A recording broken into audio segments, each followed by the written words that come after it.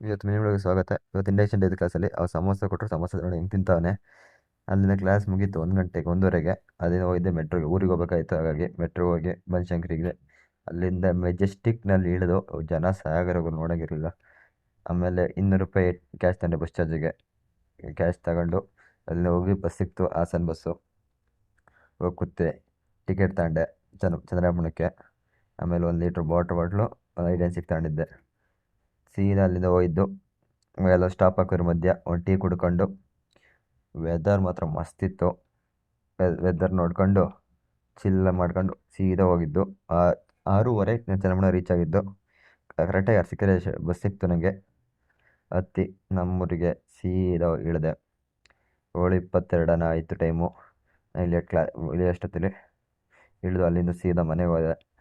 ಮನೆಗೆ ಬಂದು ನಮ್ಮ ನಾಯಿಗಳ ಮಾತಾಡ್ಸ್ಕೊಂಡು ಇಲ್ಲಿಗೆ ನಾನು ವ್ಲಾಗ್ ಎಂಡ್ ಮಾಡ್ತೀನಿ.